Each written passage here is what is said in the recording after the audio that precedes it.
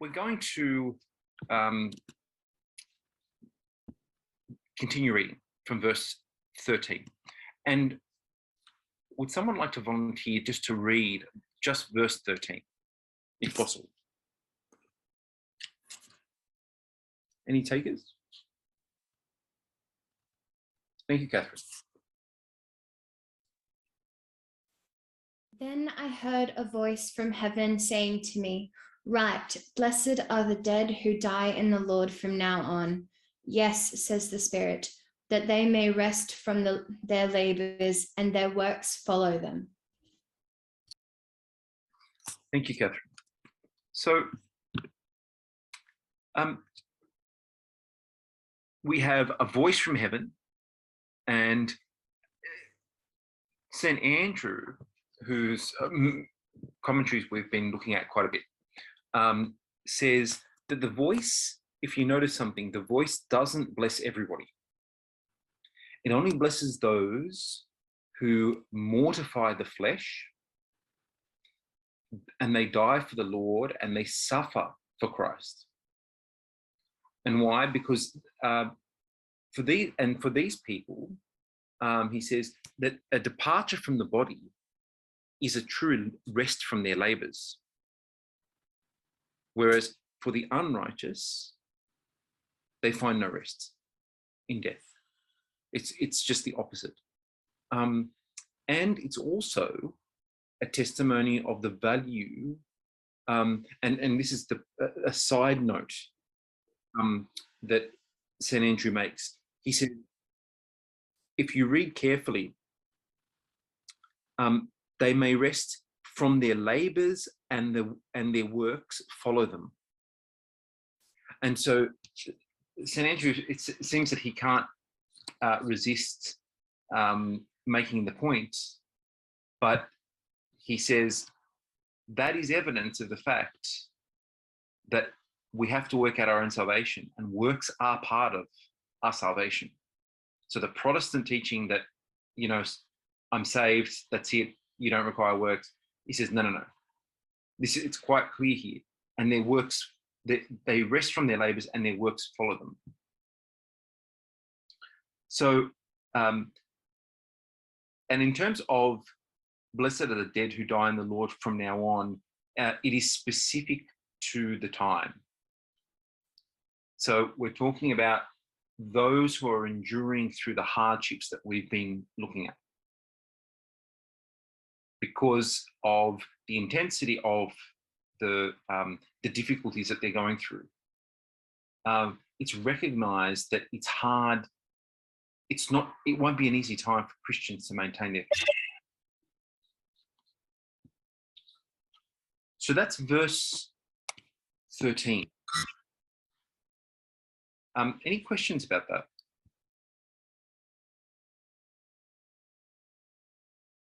And that follows very much on the previous verse, verse 12. Here is the patience of the saints. Here are those who keep the commandments of God and the faith of Jesus. In that they're the ones in patience who endure in faith, and even though they may suffer and die for the Lord, they find peace in departing the world. Okay, then let's continue on, because that verse in particular is a little bit separate from the next segment that we're about to read, which is why I just did it by itself. Can I get somebody to read verses 14 through to 16, please?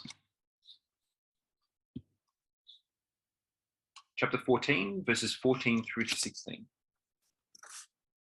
Thank you, Chris.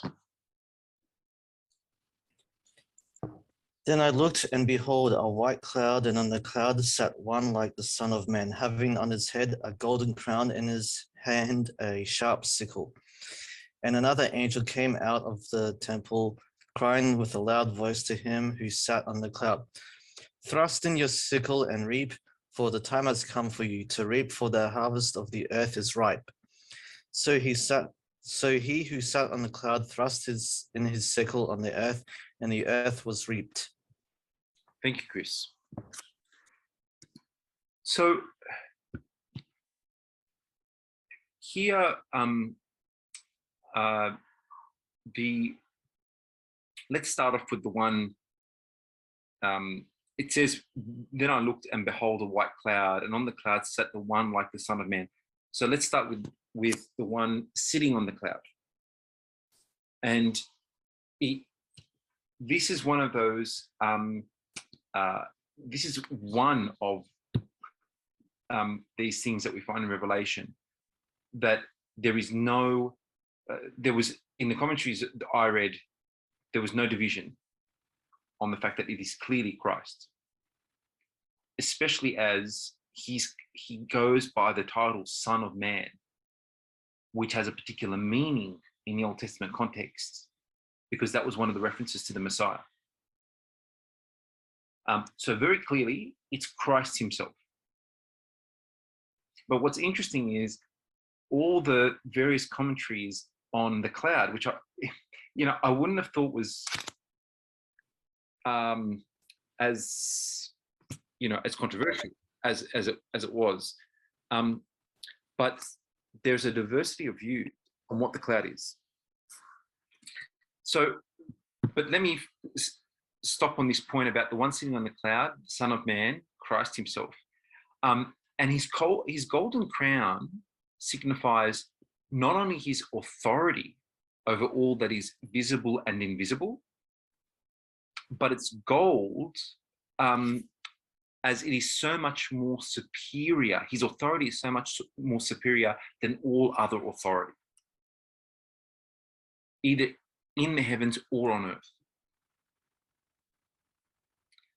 And with the cloud, because behold, a white cloud, and on the cloud sat Christ.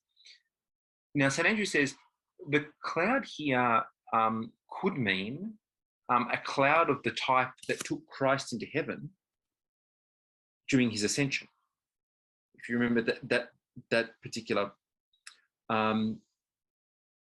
that event, and it says that he went up and then into the clouds, and so it could be the same type of clouds that appeared during his ascension, or an angel which is called a cloud due to its purity and its lightness. So that's one interpretation of what the cloud could mean. Another view, Prometheus says the cloud can be understood, in fact, as Christ's incarnate body, the resurrected body that he rose in. So that's one view. Another view is Ecumenius says that the cloud can be understood as the Mother of God. And then there's another view, and that is that the cloud could also represent the church that is purified through persecution. And Prometheus and Caesarius both take that view as well. So there are a number of interpretations as to what the cloud could be. But fundamentally, we have Christ clearly appearing. If you remember at the beginning of the chapter, where it says, verse 1, where it says, "Then I looked and behold a lamb standing on Mount Zion," which, if you remember, that most of the commentaries took the view that that is the church. And there were very few that said it's Christ. Whereas here, the commentaries are quite unanimous that it is Christ himself who's appearing. And then it says, we've already talked about the golden crown, and in his hand is a sharp sickle. Does everyone know what a sickle is? Yep. Anybody not know what a sickle is? it's not a utensil that we use very common these days, because you have machines that basically do the job of a sickle, because it's a hand tool. But it would have been a sickle, would have been used actually to cut wheat and other things. Whereas you have big combines now that just come and do the job.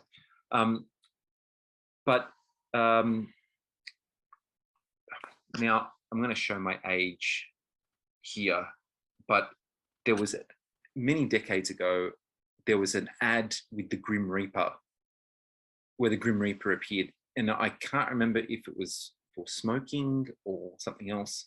And he was holding a sickle. And so kind of, you get to give you an idea of what the sickle would look like. Long handle, a blade on the end of it. And you would use it to cut things down. So in Christ's hand, there is a sickle. And so what does that mean? Well, the sickle has been, again, fairly unanimously, it's indicative of the end of the world and Christ's judgment. And for those of you who remember yesterday's gospel reading, it's the reading of the Last Judgment, this particular event.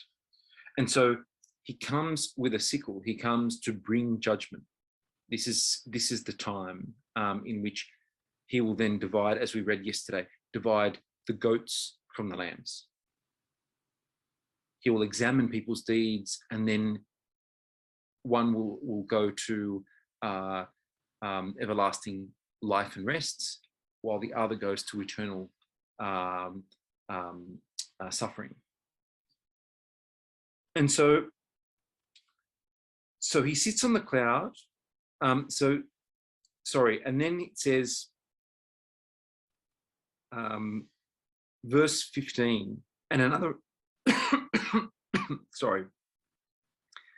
another angel came out of the temple, crying with a loud voice to him who sat on the cloud, thrust in your sickle. So he's saying, the angel is saying to Christ, thrust in your sickle and reap, for the time has come for you to reap, for the harvest of the earth is ripe.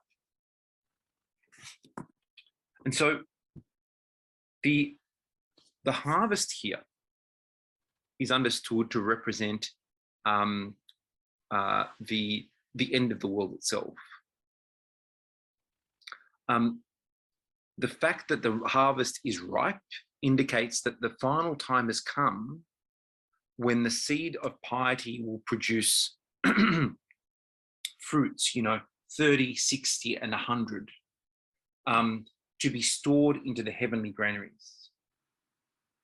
And so when you only use the sickle on the harvests when it's ripe and it's ready and it's produced the fruits that it requires. And in this case, the harvest indicates the fact that the harvest is ready is indicative of the end of the world, and it's ready for the fruits to be collected. And they're the fruits of piety. Now, Bede says that Christ will come, put that to one side, Prometheus and Ecumenius, that the harvest will be plentiful, this harvest that we're talking about, and whatever chaff remains of mankind will be given to the fire. So you get this impression that our Lord comes to collect, to reap the harvests, to collect the fruits, to put it in the heavenly granary, which is heaven itself, to the eternal rest. Whatever's left, because you've got this symbolism of the wheat and the chaff. And again, this comes directly from how farming is done. The chaff, of course, is no good.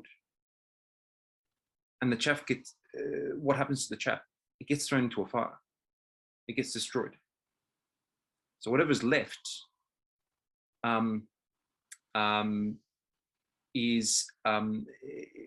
whatever's left by Christ would then be the remnant who are will not find eternal rest. And then St. Andrew says that the angels, when the transient will give way to the immovable and the eternal. So St. Andrew's talking about, why is this angel saying to the Lord, put in your sickle, thrust your sickle into the harvest? It's because the angels desire the immovable and the eternal over the temporal. They're agitating for it.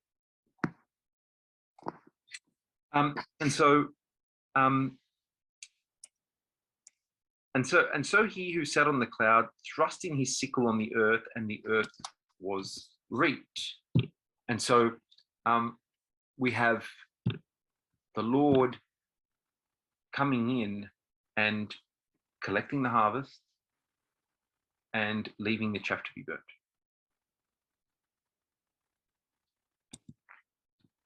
Now, any questions? By the way, one last thing I forgot to mention is with the cloud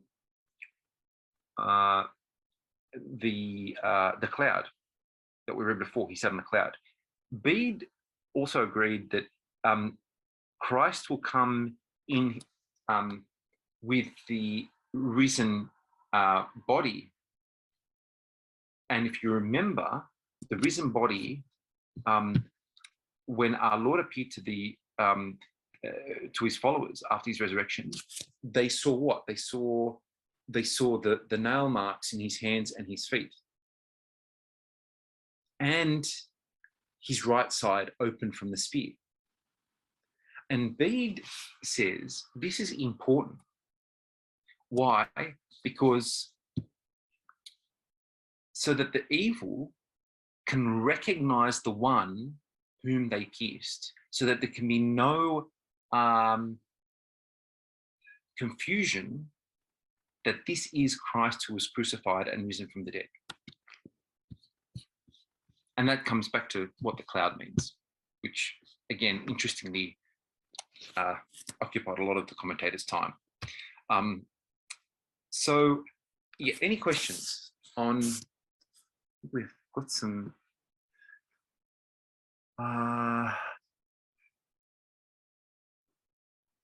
Thank you for correcting me. Yes, about the sickle and the. So I was thinking of a scythe. Yes, but I think, yeah, a similar kind of a blade, possibly. And I've got a yes. So that we're talking about the smaller one. Thank you. But any questions about those two verses?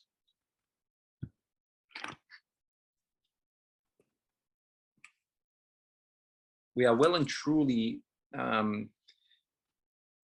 this is the part of Revelations where, we're well and truly in that phase of the last and final judgment. We've looked at a lot of events beforehand, but this is venturing into, the end times, as in final end times. Okay. So, if there are no questions,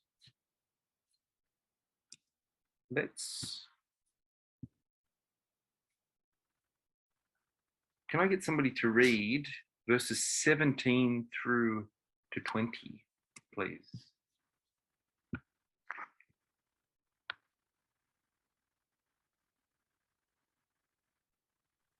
I can do that if you like. Thank you, Then another angel came out of the temple which is in heaven, he also having a sharp sickle. And another angel came out from the altar, who had power over fire, And he cried with a loud cry to him who had the sharp sickle, saying, Thrust in your sharp sickle and gather the clusters of the vine of the earth, for her grapes are fully ripe. So the angel thrust his sickle into the earth and gathered the vine of the earth, and threw it into the great winepress of the wrath of God. And the winepress was trampled outside the city, and blood came out of the winepress up to the horses' bridles for 1,600 furlongs. So we have verse 17. Another angel came out of the temple, which is in heaven, also having a sharp sickle. And this is understood to be the angel coming to perform the cutting off of the impious from the pious. And so, you know, in some ways you can see this division of the righteous from the unrighteous. And then when we have a look at verse 18, and this is another angel. So we've got the first angel that comes out with the sharp sickle, but hasn't done anything with it yet.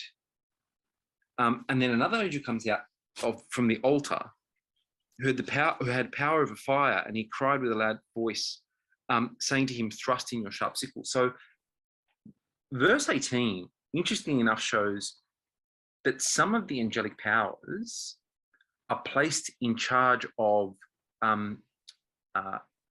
various elements of the earth. So in charge of water, fire, and other parts of creation. And why charge over fire? You know, why does he mention that this angel has charge over fire? It's one understanding is that it indicates that he is one of the highest angels, as his duty is to punish. As he's able to command with a loud voice to the angel with the sickle to cut off the clusters of the vine from the earth. So it's representative of the fact that this particular angel has a very high level of authority and can actually punish, and that's why he cries out and commands the other angel to perform it, because he has the authority to command him to do it. And so the clusters here that are mentioned in thrust in your sharp sickle and gather the clusters of the vine of the earth, for her grapes are fully ripe. So the clusters are understood to be the enemies of the church, whose iniquities have reached an extreme. So they're fully ripe.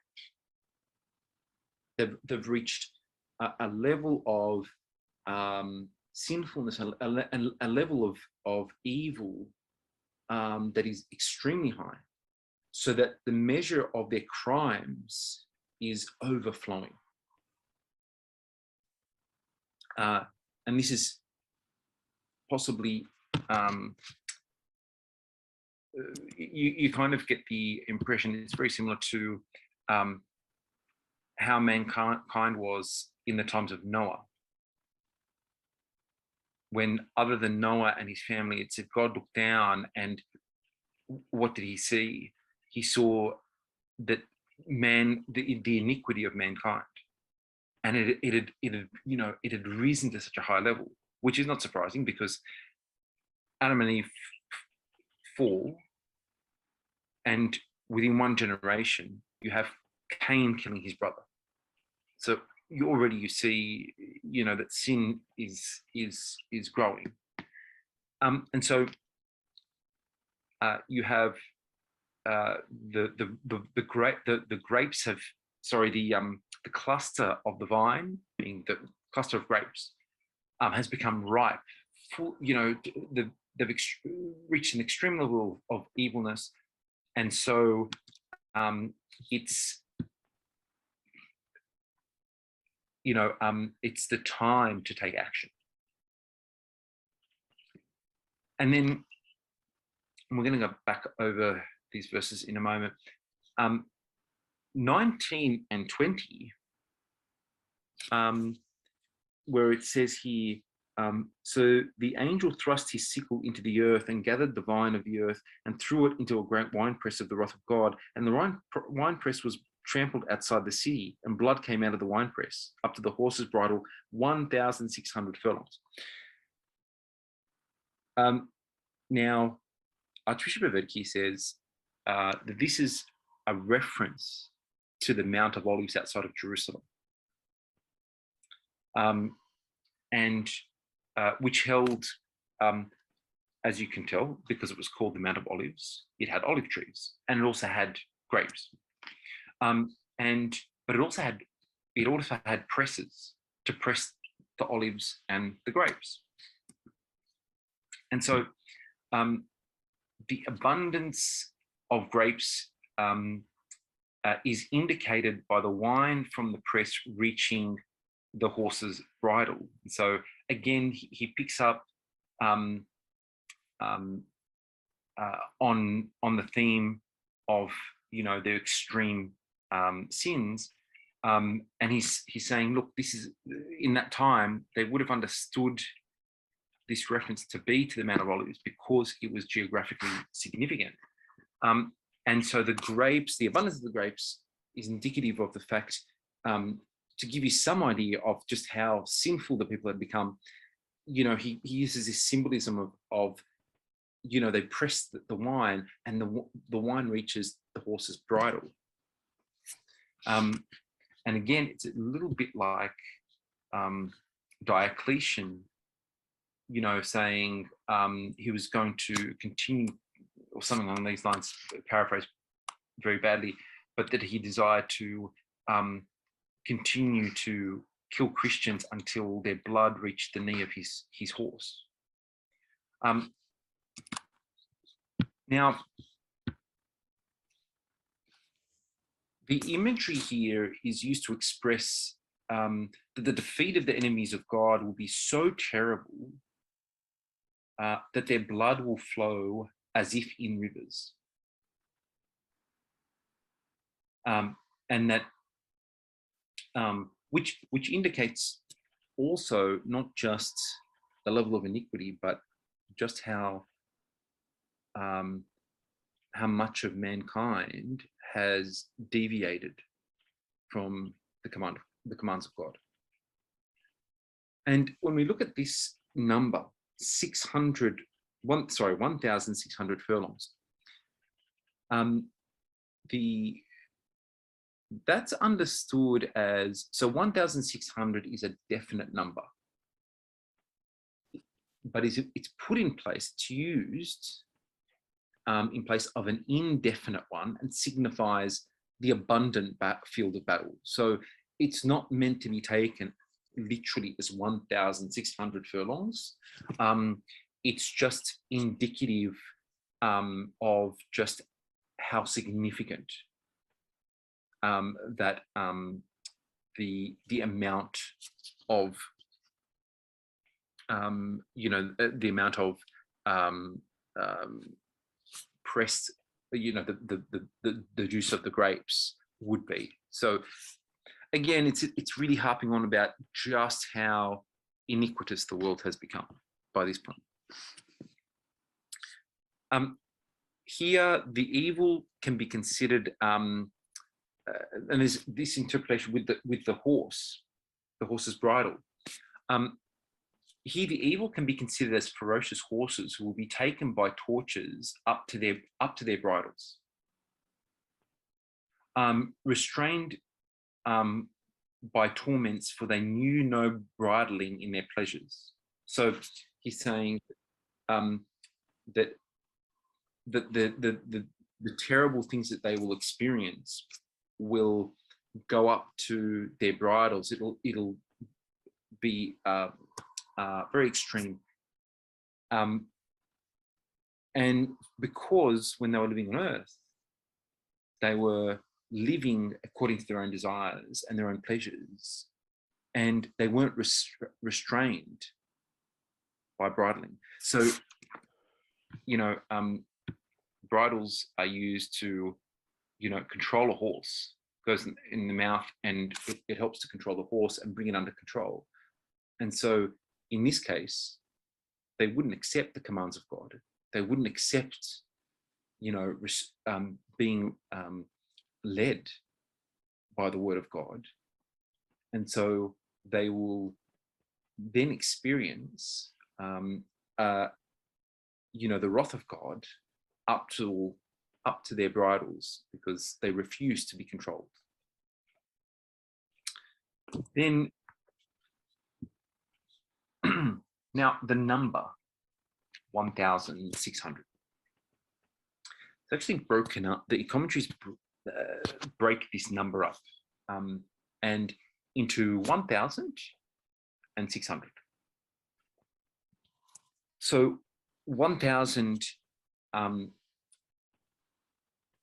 Now, I suppose for us today, 1,000 doesn't sound like a big number, but it's symbolic of a significant multitude of evil. In terms of the 600, there's a few ways of looking at that. It can be seen as the fervent pursuit of sin through the misuse of creation that was made in 6 days. So, to put it another way, if you read the account in Genesis of when God created the earth, at the end of each day, what did he say? And he looked and saw that it was good. So everything God that made was good. But what has man gone and done? He's gone and taken that creation that was good and used it for sin, and used it for evil purposes. And so the 600 can be understood as a misuse of that creation that was created during those 6 days, including mankind himself. Another way, or another point that's made, is that the 600, and I've already made reference to Noah, is that the flood that came, that Noah was saved from with his family in the ark, happened in the 600th year of Noah's life.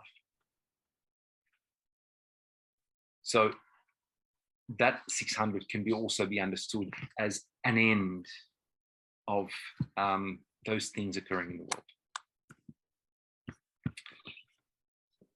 Now,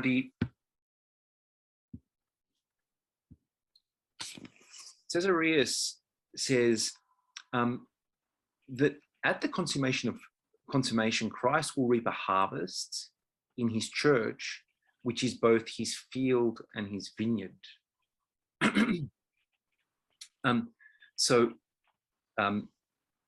He's looking at the concept of harvest, but looking at it from the perspective of the church, and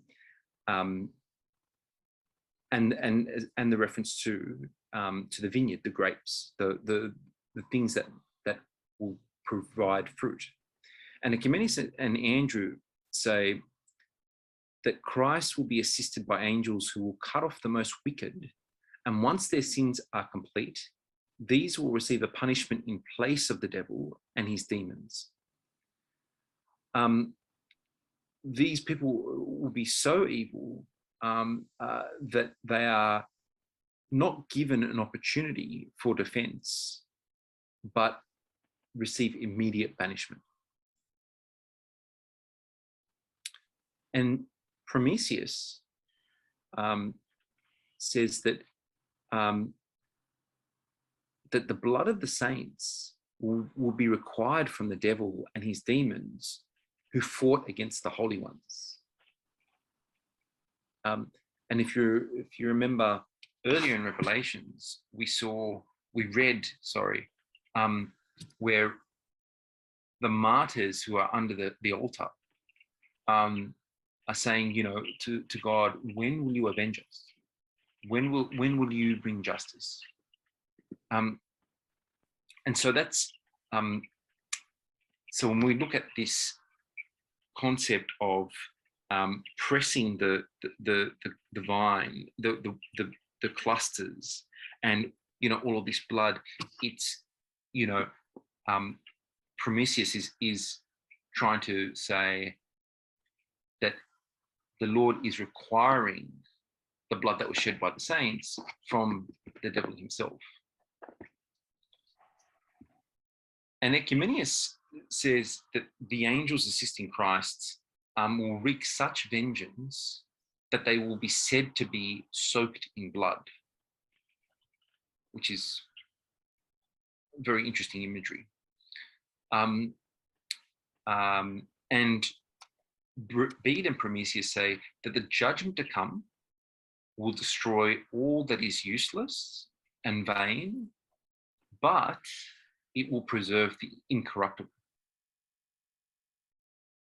So just like we read before with the chaff and the wheat, the chaff is useless and is burnt, but the things that are righteous and incorruptible will be retained.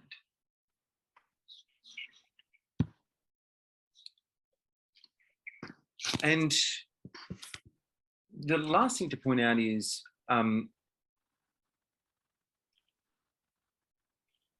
that, and this comes, if you have a look at verse 20, and the winepress was trampled outside the city, and blood came out of the winepress up to the horse's bridle for 1,600 furlongs.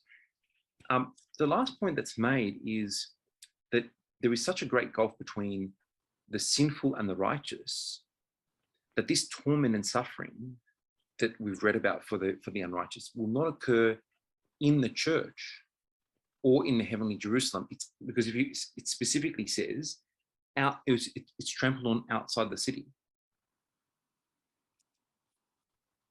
Bit of trivia. What else happened outside the city?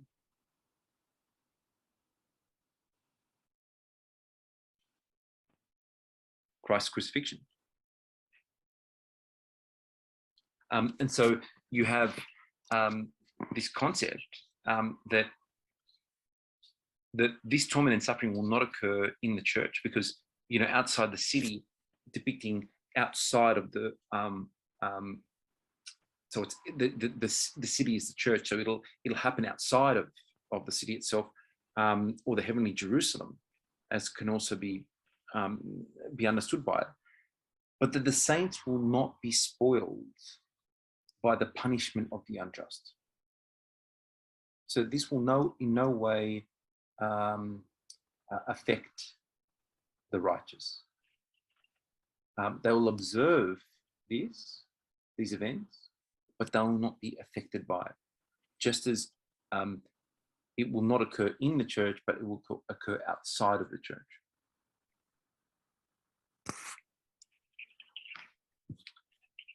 Okay. Any questions on that last part? I know there was quite a bit in that.